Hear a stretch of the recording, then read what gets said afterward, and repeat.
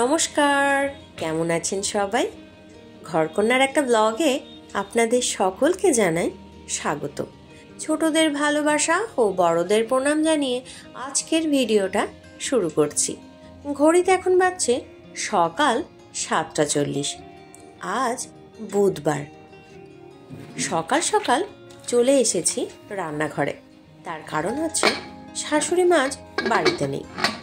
গতকাল গেছেন বিয়ে বাড়ি, পিস শাশুড়ি মায়ের দেওরের ছেলের বিয়ে। সেখানেই গেছেন শাশুড়ি মায়েরা যায় যায় সবাই মিলে। তো শাশুড়ি মা যেহেতু বাড়িতে নেই, সংসারের সমস্ত দায়িত্ব এখন আমার ওপর। তাই সকাল সকাল চলে এসেছি রান্নাঘরে। আর আমাদের তো রান্না বান্না খুব তাড়াতাড়ি শুরু হয়ে যায়।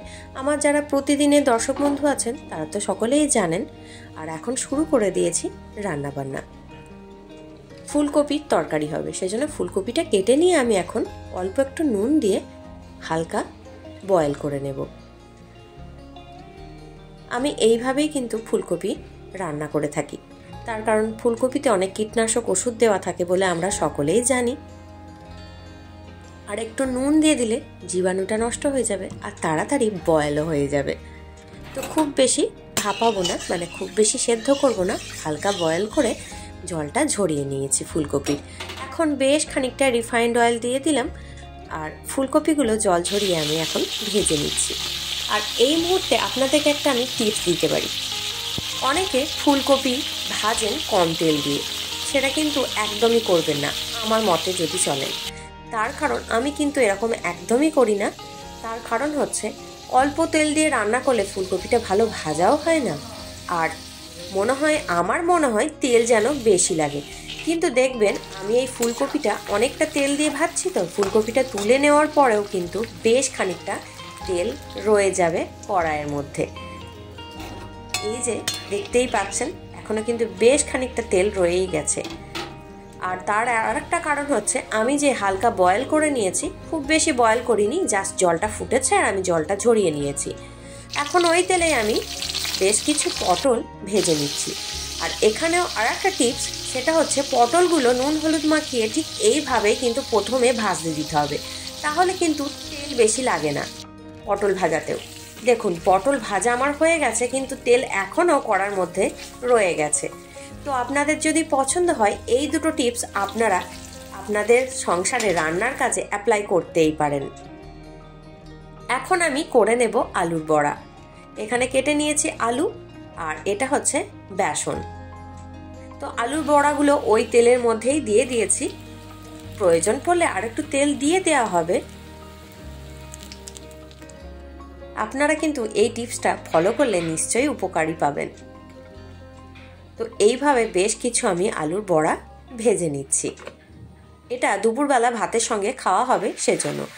আর ফুলকপিটার আলুগুলো বয়েল করে নিয়েছি 80%।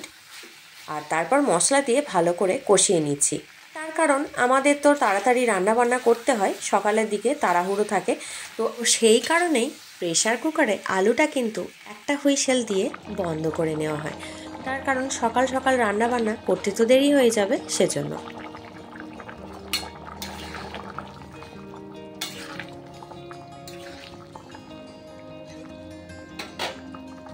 ভাতটা হয়ে গেছে। এখন দুটো গ্যাস ওভেনে দুটো কড়া বসিয়ে দিয়েছি। একটাতে বেগুনি ভেজে নিচ্ছি। আজকে জল খাবারে বেগুনি ভাজছি। প্রতিদিন অন্য কিছু তো থাকেই, তো সেই জন্য ভাবলাম আজ একটু সময় পেয়েছি আর আমি একটু প্ল্যান করেই ছিলাম যে আজকে জল খাবারে একটু বেগুনি করেই দেব। বেগুনি দিয়ে মুড়িটা খাওয়া হবে। আর যেহেতু আলুর বড়া তো ভেজেছি, বেসন তো আমাকে রেডি করতেই হয়েছে, সেই কারণে আজ একটু বেগুনিই করে নিলাম। আর অন্য কড়াটাতে বসিয়েছি পনির। এই পনিরটা ক্যাপসিকাম, পোস্ত আর কাজু বাদাম দিয়ে তৈরি করব। আজকে সমস্ত নিরামিষ রান্নাবান্নাই করছি। তার কারণ হচ্ছে আজকে বুধবার, আমি বুধবার দিন নিরামিষ পালন করে থাকি। তো সেই কারণেই আর মাছ টাছ কিছু করলাম না।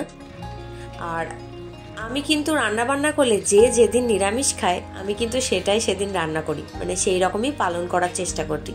তার কারণ একজন নিরামিষ খাবে, অন্যজন আমিষ খাবে, আমার এটা ঠিক ভালো লাগে না। অবশ্যই এক এক দিন এক একজনের নিরামিষ খাওয়ার ব্যাপার থাকে, তো কিন্তু কিছু করার নেই, আমি এইভাবে শর্ট পলিসি নিই।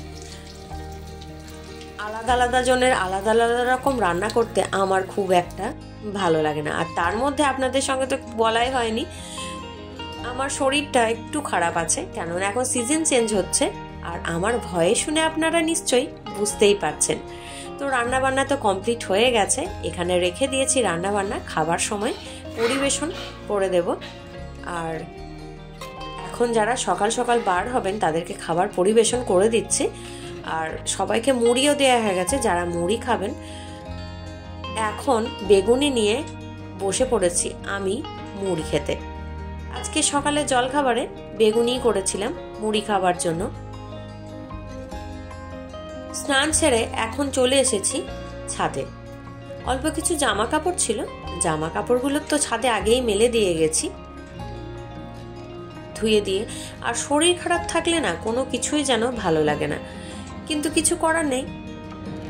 প্রচণ্ড ঠান্ডা লেগেছে, এখনো কিন্তু ঠান্ডা কমেনি। আমার ভয়েস শুনে নিশ্চয়ই আপনারা বুঝতে পারছেন হঠাৎ করে যে ঠান্ডা পড়ে গেছে, এইটা বোধহয় শরীর বুঝতে পারছে না বা নিতে পারছে না। এটার সঙ্গে শরীর হয়তো এখনো অভ্যস্ত হয়নি। তো যাই হোক, প্রচণ্ড ঠান্ডা লেগেছে, মাথায় লাগছে, নাক বন্ধ হয়ে গেছে, ঠিকঠাক শ্বাস প্রশ্বাস নিতেও অসুবিধা হচ্ছে। আর একটা বড় কথা কি, খাবারের কোনো স্বাদ গন্ধ কিছুই পাচ্ছি না, বুঝতেই পারছি না যে কি খাবার খাচ্ছি। তো এখন ছাদে যে রোদ্দুরে জামা কাপড়গুলো মেলা ছিল সেগুলো একটু উল্টে পাল্টে দিচ্ছি। তার কারণ ঠান্ডা তো বেশ ভালো রকমই পড়েছে, আর 3টে বেজে গেলে কিন্তু, ঘড়িতে 3টে বেজে গেলে কিন্তু জামা কাপড় সেভাবে আর ভালো শুকায় না। সেই কারণে একটু জামা কাপড়গুলো উল্টে পাল্টে শুকিয়ে নিচ্ছি। আর আমি ছাদে চলেও এসেছি, যেহেতু শরীরটা খারাপ, চুলটাও শুকাতে হবে, আর রোদ্দুরে একটু বসবো, তাতে শরীরটাতে একটু বেশ স্বস্তি বোধও হয়। তো একই সঙ্গে সমস্ত কাজগুলোই হয়ে যাবে। আর পরিবারের সবার দুপুরে লাঞ্চও সারা হয়ে গেছে। তো লাঞ্চ টাঞ্চ সেরে ছাদে এসেছি, এই জামা কাপড়গুলো এখন উল্টে পাল্টে ভালো করে রোদ্দুরে মেলে দিচ্ছি। আর বেশ কিন্তু হাওয়া চলছে। জামা কাপড়গুলো ভালো করে উল্টে পাল্টে মেলে দিলাম, আর একটু রোদ্দুরে বসলাম। দেখি কতক্ষণ রোদ্দুরের মধ্যে থাকতে পারি। রোদের কিন্তু ভালোই টেম্পারেচার রয়েছে। আর দুপুরবেলার ঘুমানো অভ্যাস আমার কিন্তু একদমই নেই। যখন স্কুল কলেজে পড়তাম তখনও ছিল না, তখন তো ছিলই না। আর তারপরেও কিন্তু দুপুরবেলার ঘুমানো অভ্যাস আমার একদমই নেই। তো ছাদে এসেছি, রোদ্দুরে বসে আছি, তো সেই কারণে ভাবলাম আত্মীয় স্বজনদের একটু খবরাখবর নিয়ে নিই, সবাই কেমন আছে। আর এখন তো এই সিজন চেঞ্জ হচ্ছে, সবাইকারই প্রায়শই শরীর খারাপ হচ্ছে, সর্দি জ্বর কাশি এগুলো তো লেগেই রয়েছে। তো সেই কারণেই সবার একটু খোঁজ খবর নিচ্ছি, সবাই কে কেমন আছে সেজন্য। আর এই ওয়েদারটাতে যেন সবার বেশি শরীর খারাপ হচ্ছে, ছোট থেকে বড় সবারই যেন ঠান্ডা লেগে আছে, সর্দি কাশি জ্বর এ যেন লেগেই আছে। শরীরে এই ঠান্ডাটা নিতে বোধহয় একটু সময় লাগবে, শরীরের সঙ্গে শ্যুট করতে। তার কারণ যেহেতু হঠাৎ করেই ঠান্ডা পড়েছে, কেননা দীপাবলির সময়তেও, দীপাবলির দিন কিন্তু প্রচণ্ড গরম ছিল, আমার এটা মনে আছে। আমি মামার বাড়ি গেছিলাম, সেখানেও কিন্তু বেশ গরম লাগছিল। দীপাবলির সময় কিন্তু সাধারণত প্রত্যেক বছর ঠান্ডা ঠান্ডা একটা ওয়েদার হয়ে যায়। এবছর হঠাৎ করে সেদিন, মানে সেই সময়টাতে কিন্তু বেশ গরম ছিল, আর এখন আবার হঠাৎ করেই ঠান্ডা পড়েছে। তো এই কারণেই সবারই শরীর খারাপ হচ্ছে। শরীর খারাপ হচ্ছে বলে সেজন্য সকালবেলা গার্গেল করছি, কাশি হচ্ছে, গার্গেল করছি, লবঙ্গ নিচ্ছি মুখের মধ্যে, আদা দিয়ে চা খাচ্ছি, বাসক পাতা ফুটিয়ে জল খাচ্ছি, তুলসী পাতার মধু খাচ্ছি। শরীর খারাপ হলে কত কি না আমরা করে থাকি। শরীর যা একটু ঠিক হয় আবার ওই সব আর কে খায় আর কে করে, তাই না? আমার কিন্তু এই রকমই একটু স্বভাব আছে। তো এটাকে সুস্বভাব না কুস্বভাব কি বলবেন জানি না। আমার মতো আপনাদেরও কারো এরকম স্বভাব আছে কিনা আমাকে কমেন্ট করে জানাবেন। আর এখন বাজার থেকে নিয়ে এসেছে এই যে আপেল ছিল আগেই, আর এখন লেবু নিয়ে এসেছে। এখন তো কমলা লেবু সিজন, তো ভিটামিন সি আছে, সেজন্য কমলা লেবু এখন থেকে শুরু হলো আনা। আর সন্ধ্যের সময় সকালের দিকে যে বেগুনিগুলো ভেজে রেখেছিলাম, তো বেশ কিছু বেগুনি রয়ে গেছে, তো সেই বেগুনিগুলো দিয়েই সন্ধ্যেবেলা এখন মুড়িটা মেখে নিচ্ছি। আর মানে এইটা দিয়েই মুড়ি খাওয়া হবে, আর সঙ্গে করে নেব চা। তো আজকের টিফিনটা সন্ধ্যেবেলা এই দিয়ে সেরে নিচ্ছি। তারপর রাত্রে রান্নাবান্না তো আছে। রাত্রে আজকে রান্না করছি আলু পোস্ত, আর ভাত হবে। আলু পোস্তর সঙ্গে ভাত করে নেব। আর পোস্তটা আমি একটু ঝোল ঝোল মতোই করছি, যেহেতু ডাল বা অন্য কোনো ঝোল তরকারি সেরকম কিছু নেই সেজন্য। আর সকালের দিকে দুপুরবেলা যে রান্না করেছিলাম দুপুরের জন্য, পনির ছিল, পনির পোস্ত কাজু বাদাম দিয়ে যেটা তৈরি করেছিলাম, তো সেটা একটু রয়ে গেছে। এখন এইগুলো দিয়ে রাত্রের খাবারটা পরিবেশন করে দেব। তো আজকের ভিডিওটা আপনাদের কেমন লাগলো কমেন্ট করে কিন্তু জানাবেন। ভালো লাগলে অবশ্যই একটা লাইক করে দেবেন। দেখা হবে আগামী পর্বে। নমস্কার।